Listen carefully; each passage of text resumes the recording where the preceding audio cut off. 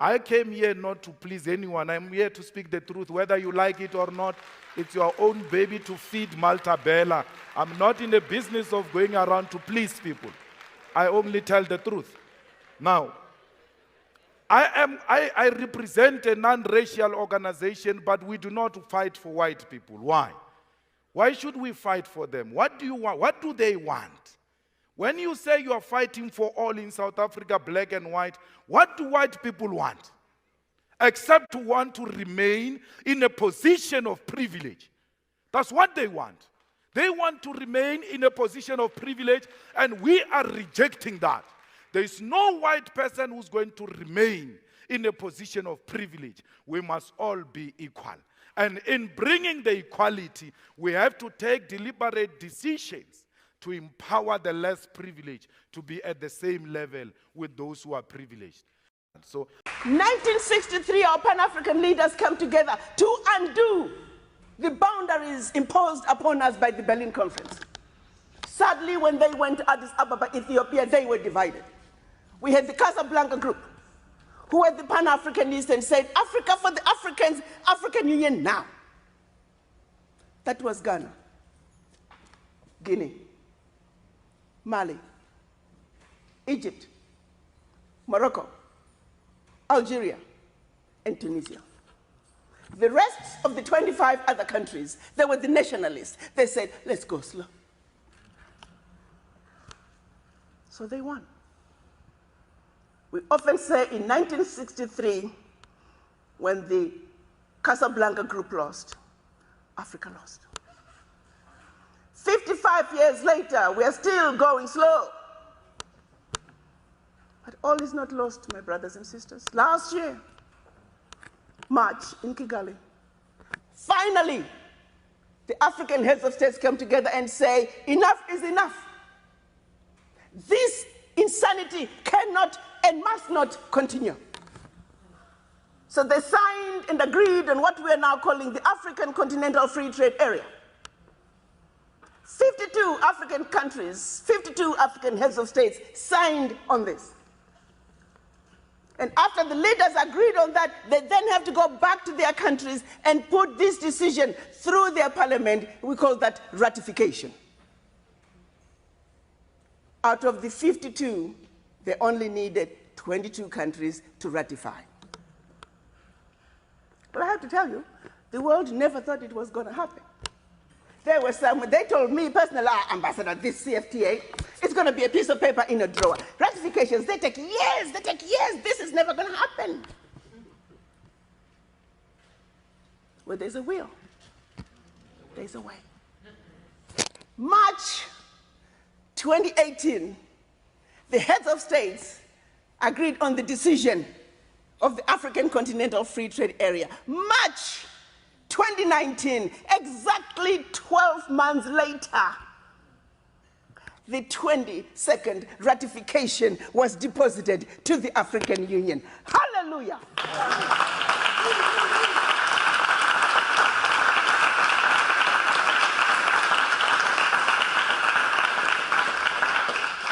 May 30th, this month, implementation of the African Continental Free Trade Area begins.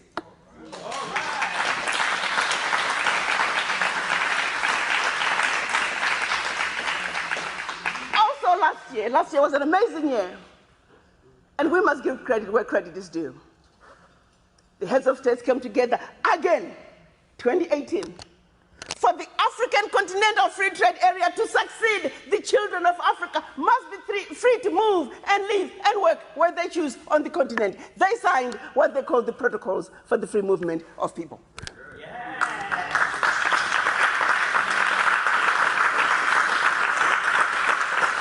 And even as we are going through the process of ratifications, many countries, over 40 countries in Africa now, the heads of states. I want to know which foreigner took a job from who, because you are here, you are the anchor of the SABC. There is no foreigner who can come here and just take your job and say, from today I'm sitting here. The bosses would have allowed that. So the bosses are white monopoly capital which owns the South African economy. It's the one that brings foreigners into the country, give them jobs because they are going to pay them lower wages. And then from there come to South Africans and say, these people are taking your jobs, and then they make us fight. But Sakina, since when have other Africans never worked in South Africa? Because this Johannesburg was founded by a Southern Africa, not South Africa. That's why the language Fanaka law exists.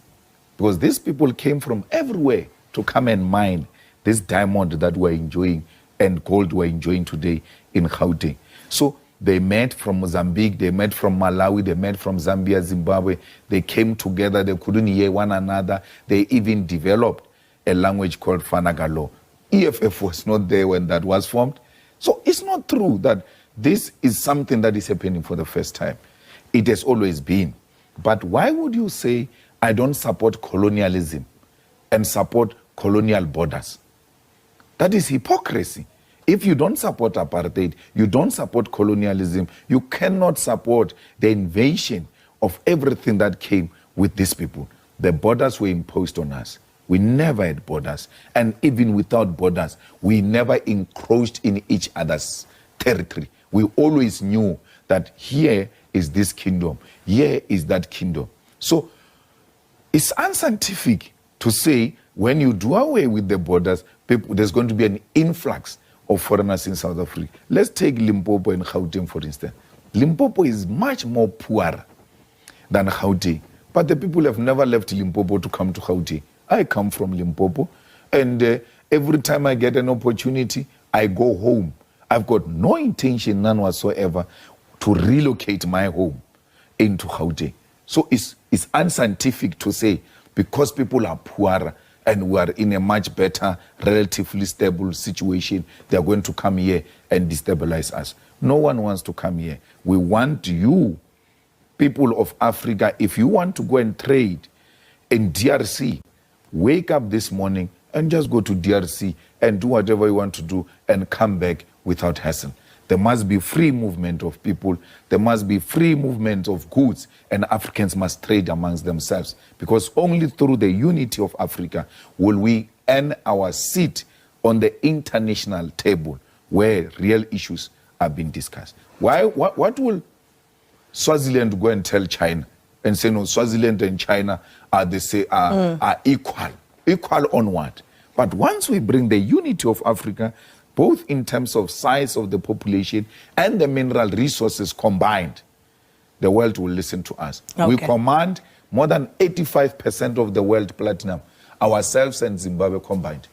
So we're running out of time very fast, but Hello guys, my name is Golden Boy, and the real issues you have heard from both Malema and Dr. Arikana is that we lack unity, which is something that is making us easy to be controlled.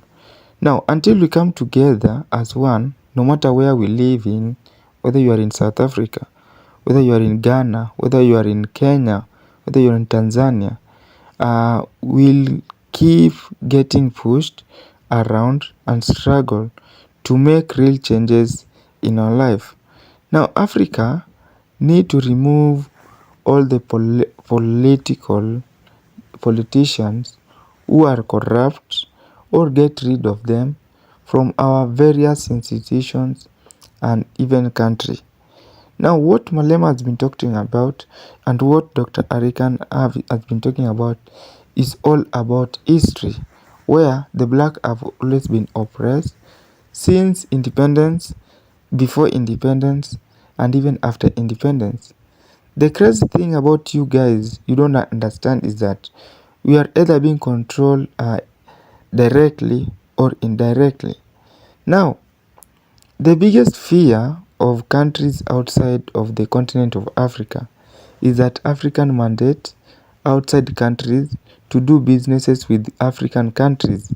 This will mean uniting, putting Africa and her people first. It will also mean African countries working together. So where one African country falls short economically, agriculturally, or minerals, or in minerals and resources, other African countries will fill that gap for another African country.